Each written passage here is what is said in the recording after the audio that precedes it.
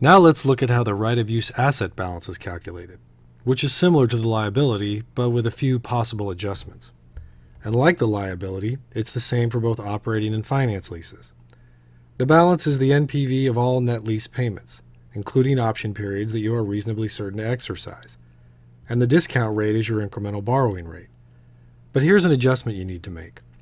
Any deferred rent credit you're carrying on your balance sheet will be applied against the asset balance. These are quite common because most leases have increasing rent, which typically creates a deferred rent credit liability. Also, any initial direct costs, for example, attorney's fees, that have been capitalized are added to the asset balance when it's calculated. Initial direct costs are so rare that I didn't bother incorporating them into this example.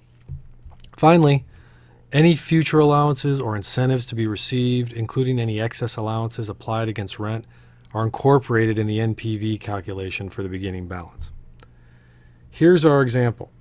You'll notice that the calculation is almost identical to our liability calculation, but with one change. We've deducted the balance of our deferred rent credit, which you can see here. Right above that, you see the calculation before the deduction, which is identical to our lease liability. After we apply the deferred rent credit, we get an asset balance of $12,677,933. Now that we've calculated that, let's refer back to our summary financial statement. If you look down at the bottom, you'll see the number we just calculated here, $12,677,933.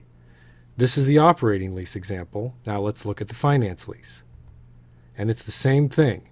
The right-of-use asset balance shown here is the same number because the calculation is done in the same way.